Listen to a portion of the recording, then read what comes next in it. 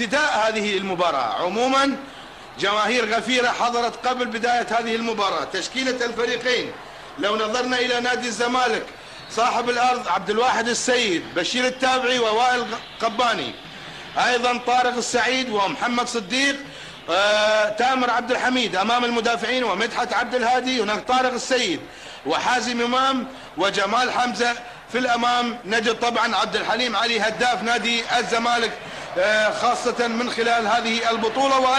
التشكيلة المكونة من عبد الرؤوف الراتولي ووليد عزيز كابتن الفريق، لاعب يلعب كاليبرو، وخطأ لصالح نادي الزمالك على مشارف منطقة الجزاء حوالي 30 ياردة. والمباراة تقريبا دولية بالنسبة له أمام نادي عريق مثل الزمالك.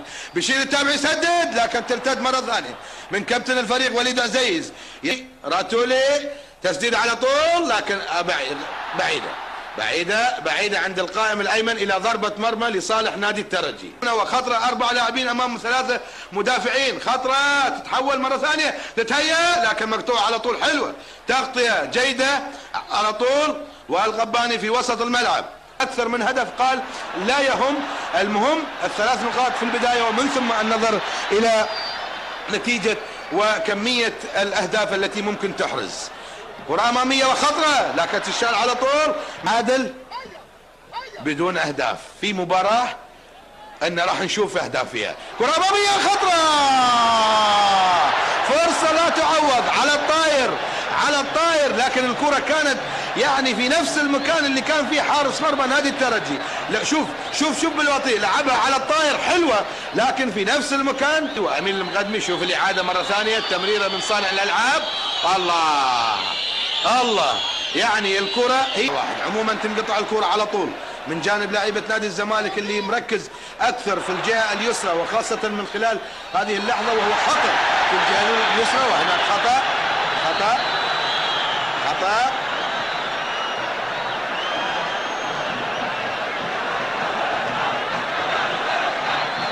خطأ لصالح نادي الزمالك اللاعب حازم إمام.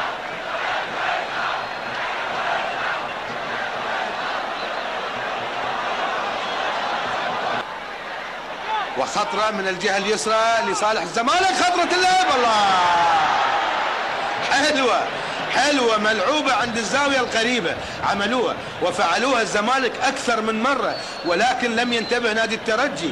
إذا رجعنا إلى مباراة لكن ما زال الزمالك يضغط والزمالك هو الأفضل من خلال هذه المباراة. وتسديدة قوية لكن تشال على طول من وليد عزيز. حارس المرمى عبد الرؤوف الراتولي. سقوط حارس المرمى عبد الرؤوف الراتولي يعني ما كان له داعي، ما اعتقد هذا السقوط له داعي يعني بنفس حالة سقوط مدحت عبد الهادي. الشد والجذب ما بين لاعبي الفريقين، طبعا مباراة كبيرة وتجمع ما بين فريقين كبيرين. حكم المباراة يحاول السيطرة طبعا على أداء اللاعبين وخاصة نطالب يعني لاعب الفريقين. يلعبها إلى زميله بشير التابعي في الجهة اليسرى. تنتقل الكرة مرة ثانية 1-2 وتحرك بدون كرة بشكل جيد من حازم إمام لكن مقطوع على طول من عامر دربال. وهجمة لصالح نادي الزمالك. ونلاحظ أن جماهير نادي الزمالك الآن يعني تصيح وتشجع على لاعبي نادي الزمالك اللي يحاول الوصول. خطرة اللعب. الله ضاعت. بحريني عبد الرحمن عبد الخالق، ضربة حرة مباشرة تتنفذ. خطرة الله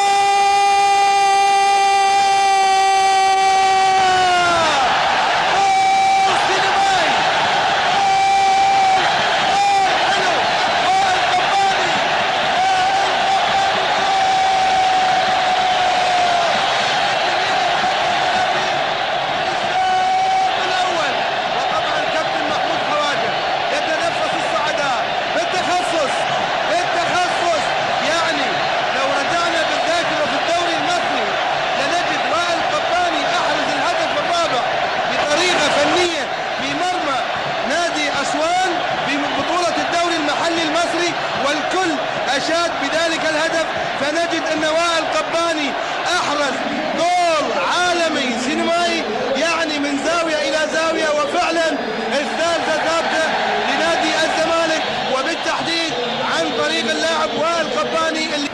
المباراة اللي فاز فيها نادي الزمالك ب4 أهداف مقابل لا شيء، وبالتخصص في مرمى نادي الترجي بهدف عالمي سينمائي وبلعبة حلوة فنية رائعة في مرمى نادي عبد الرؤوف في مرمى الترجي التونسي، وعلى يسار عبد الرؤوف الرد ثانية لا يتحرك فعلا.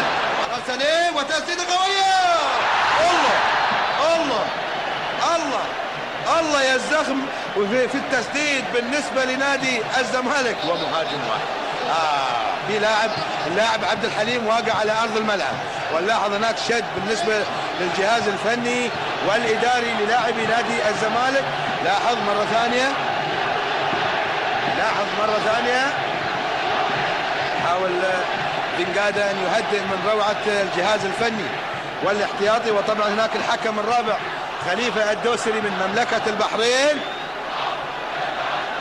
يعني لم نشاهد طبعا لاعب يقول لك كان هناك يعني في ضربة.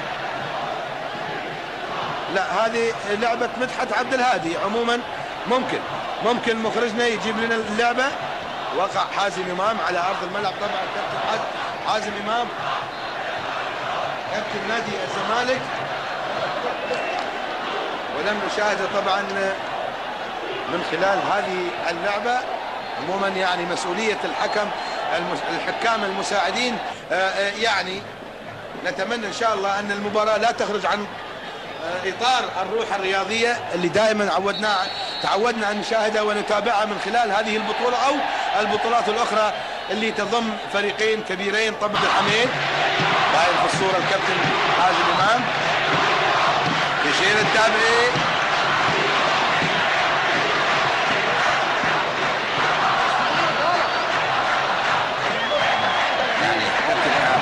يطالب اللاعبين بالتقدم الامام ولاعبينه في تمرير الكرة الى الامام.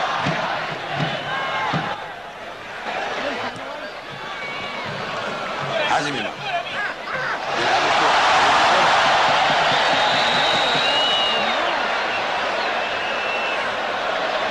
مرر على طول من جانب اللاعب ابن البحيري في وسط الملعب. عبد الحليم علي والله ناحية طارق السيد، وتسديدة قوية. تسديدة قوية أيضا، تسديدة الخامسة على التوالي من جانب يعني سواء من ضربات الحرة المباشرة أو من خلال التمرير ومن ثم النظر إلى المرمى والتسديد. عبد الرؤوف راتولي حارس مرمى نادي الترجي.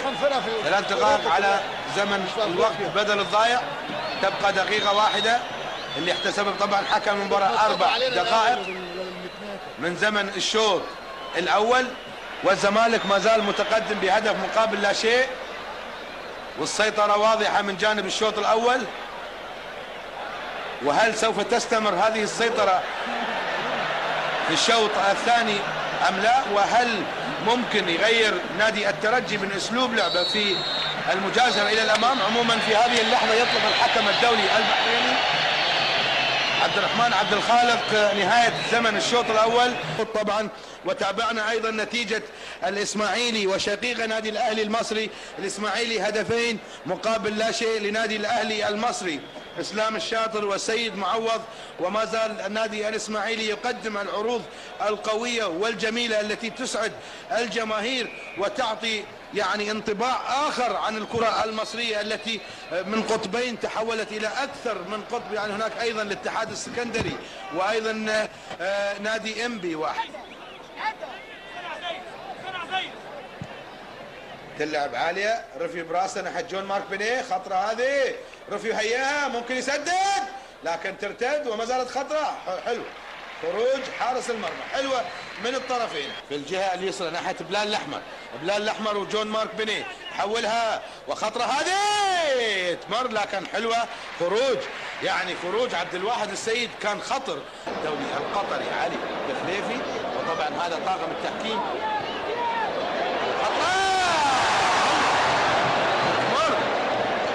تمر وفرصة ضايعة أيضا. جمال حمزة، يا حظك يا جمال حمزة اليوم، يا حظك يا جمال حمزة اليوم. نادي الزمالك تحرك بدون كرة أكثر، كرة أمامية من حازم إمام لكن الحكم المباراة يقول ما فيها شيء.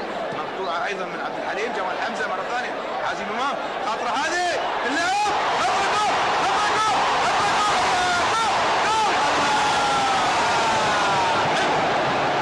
حلوه من الطرفين، حلوه من مدافع نادي الترجي، واحلى من جانب طبعا حازم امام اللي لعب الكوره وصنعها وهياها الى مدحت عبد الهادي اللي سددها وصدها حارس المرمى. شوف حازم امام، شوف يعني المهاره في التمكن والسيطره على الكوره. وحلوه هنا من جمال حمزه اللي لعبها على طول لكن صدها عبد الرؤوف الراتوني، ومره ثانيه لكن سلامات ايضا الى مدافع نادي الترجي. لحظه الاصطدام، شوف الاعاده مره ثانيه، الله، فرصه حقيقيه لكن حلوه. يعني نجد ان الكره كانت فيها صعوبه وفي زاويه يعني صعبه على حارس المرمى. تسديد الله، يعني فعلا اللي يقول لك الزمالك في احسن حالاته، وزمالك يا زمالك يا مدرسه يا فن، لعبك فن وهندسه من خلال هذه اللعبات. يعني هذه لعبات بسيطه لكن تدل على ان هناك قائد فني جيد وهو المدرب والمدير الفني طبعا بنقاده بالنسبه للاعبي نادي الزمالك، وخاصه من خلال اداء المباريات. هناك تسلل اكثر من لاعب، يعني هذا ايضا يعتبر عنصر مفاجاه بالنسبه لمن يتابع نادي الزمالك. مصيده التسلل، التفاهم والانسجام. لحظه لعب الكره اكثر من لاعب في موقف تسلل، اكثر من لاعب. الحكم الدولي الكابتن جمال غندور من خلال ايجابيات وسلبيات التحكيم. حازم امام يسدد خطره،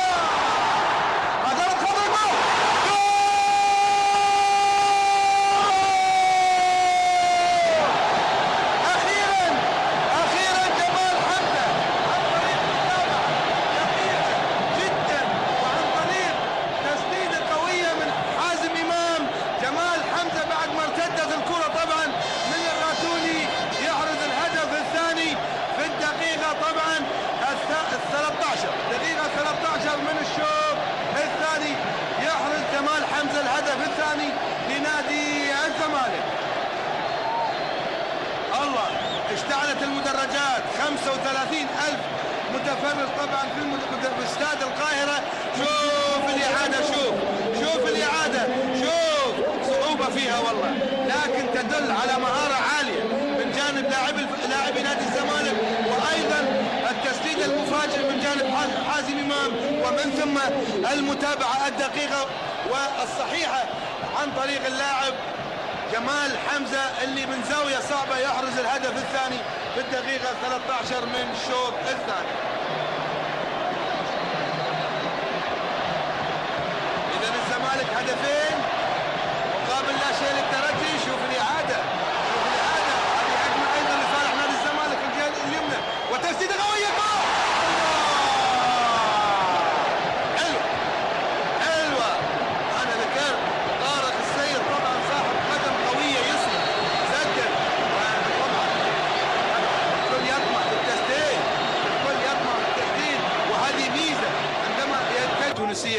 الترجي التونسي والنجم الساحلي التونسي وايضا نادي صفاقس التونسي، بالاضافه الى فريقين من الجزائر، اتحاد بليده والنصر حسين داي اللي فاز يوم امس على شقيقه نادي النجم الساحلي بهدف مقابل لا شيء.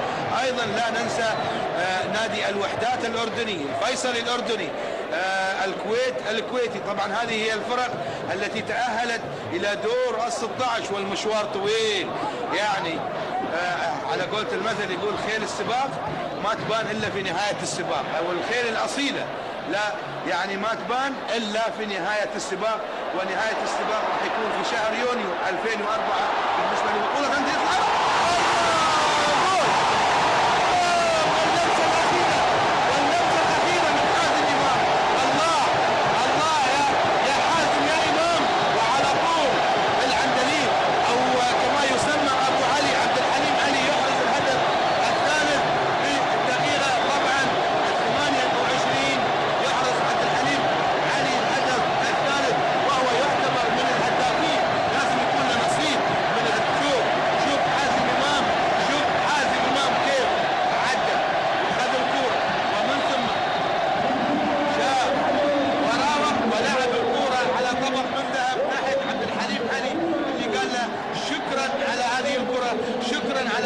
التمريرة البينية الرائعة من جانب نجم المباراة الأوحد الكابتن حازم إمام اللي هيأ الكرة طبعا وأحرز عبد الحليم علي أو كما يلقب بالعندليب في مرمى نادي الترجي وأيضا من هدافي نادي.